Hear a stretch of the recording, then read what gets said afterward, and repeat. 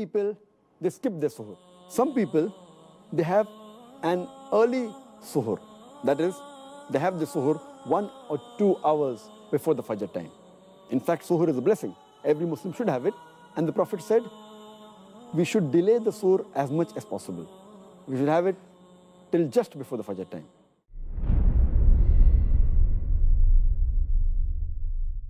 When Ramadan comes along, some people act as if a food festival has come to town. We have this type of food and that type and this appetizer and that. And Ramadan is actually a month of fasting. That means that the month is not about eating. The month is actually about feeding the needy people, putting in the effort. The Prophet ﷺ said, whoever feeds a fasting person gets the reward of that fasting person with the same reward without taking away from that fasting person. So this Ramadan, don't focus so much on attending all these food festivals, focus on feeding the needy.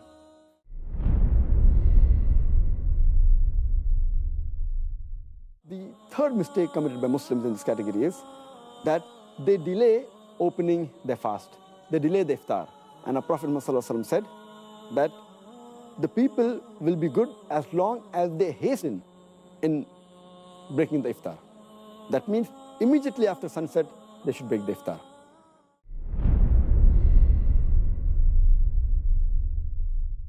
Iftar parties are actually a very, very good thing as long as some conditions are met. It's very good because, alhamdulillah, in the month of Ramadan, you feed someone and subhanAllah, you get the reward of every single person that you have fed. And so I always say, iftar parties are actually good as long as the other acts of worship, or for example, our tarawih prayer or maghrib prayer or isha prayer, they're not suffering because of the iftar party. Or, subhanAllah, one of the problems with iftar parties is sometimes we'll commit sins during this iftar party. This subhanAllah goes against the whole spirit of the month of Ramadan, where we're supposed to cut out all sins. Obviously, we cut out all sins in the whole year, but especially we work extra hard in the month of Ramadan. So make sure that, have the iftar party. Alhamdulillah, make the intention that you're feeding your brothers and sisters. Make the intention that you are bringing people together. Make the intention that you are encouraging one another to do goodness. And all that are great reasons to have iftar parties. But just make sure that the iftar party is not causing you, like I said, delay your maghrib, or not pray isha, or delay your tarawih, or not pray tarawih at all.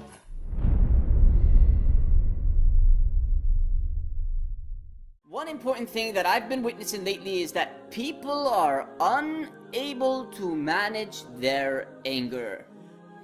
Now it's like they have a short temper or something, or it's because they can't have their cigarette or their coffee, so they just release their anger and become very furious at you and make you feel like it's the end of the world. Allahu Akbar. Now how can we solve this issue? We can solve this issue by knowing that when you do not control your anger in Ramadan, what happens? You are wounding your fast up. I'm not saying that it's not accepted. It may be accepted, but you're wounding it up. Just like when you bring a man and you start smacking him around until he has bruises all over his face and you see the blood everywhere and all that. Same thing with fasting. When you fast and you start getting angry at everybody, you are wounding your fasting up. Here in this case we say, hold up, stop it, calm down, relax. Say, A'udhu billahi minash shaitanir rajeem. Say, I seek refuge with Allah from the devil, the shaitan.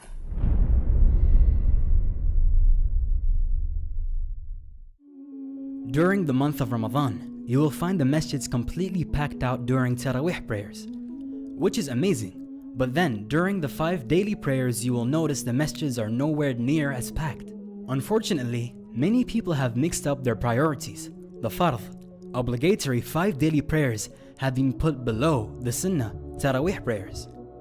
Although nobody can deny the importance of the tarawih prayers, which comes with an abundance of rewards and blessings, the 5 daily prayers will always be greater and above all the sunnah or optional prayers. So please, do not neglect your obligations this month.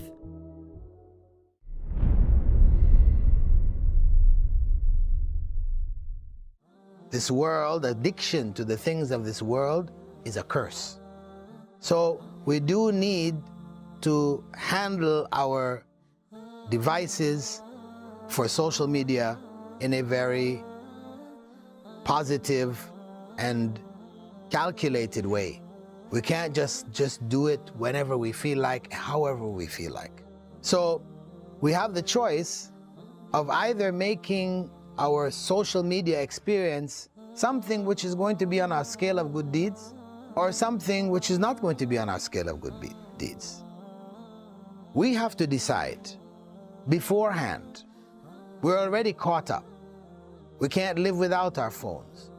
At least when we're going on the phones, we should be conscious of the impact which this phone has on ourselves as well as on others. There's so much information there, so much corruption there. Some people call it, instead of the internet, they call it the fitna net. So we best should say Bismillah before we even get on. Before we turn it on and start, we say Bismillah. Now, if we're not able to say Bismillah, this is telling us something. We're going on with the wrong intention. There's no harm in keeping contact with your friends, your circle, certain programs, etc. There's no harm, but we have to make sure that whatever we are interacting with is from the halal.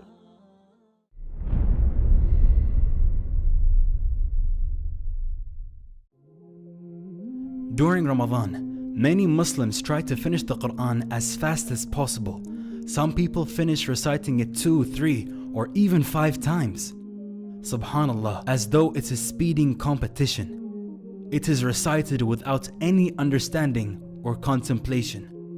Although there is always benefit in reciting the verses of the Qur'an, there is a greater benefit in reciting with understanding, because the purpose of the Qur'an is to guide mankind. And how can we be guided if we don't take time to understand the verses? So make this the month you truly connect with the Qur'an.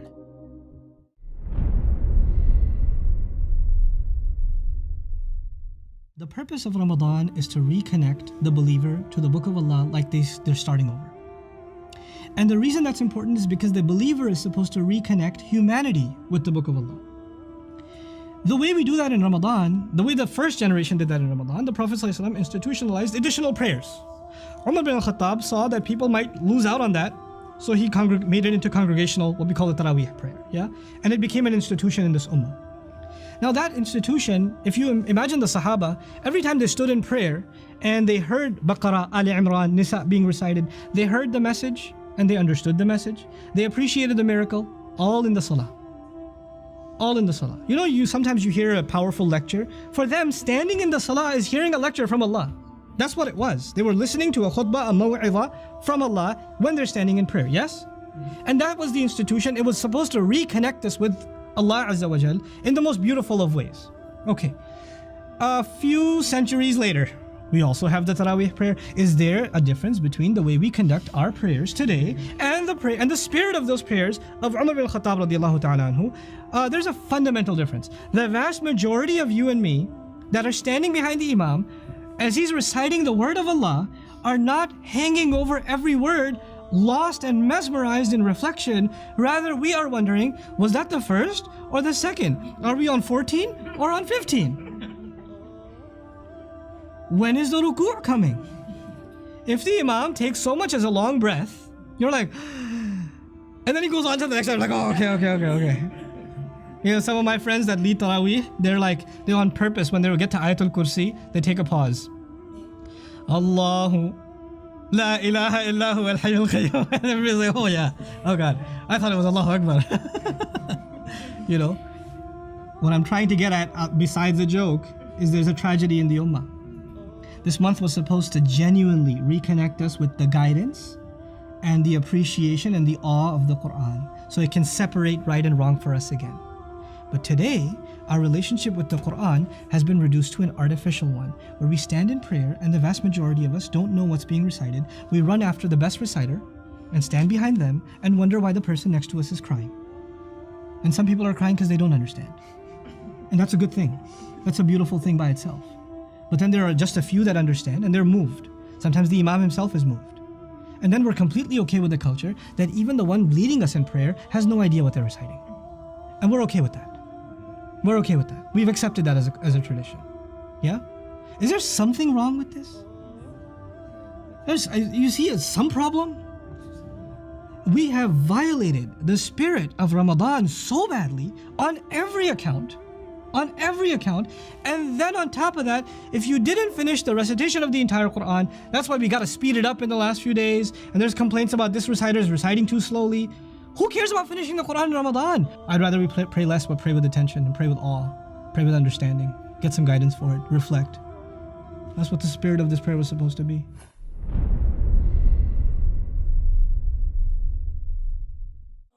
Many of the Muslims, they stay awake the full night and then they sleep in the day.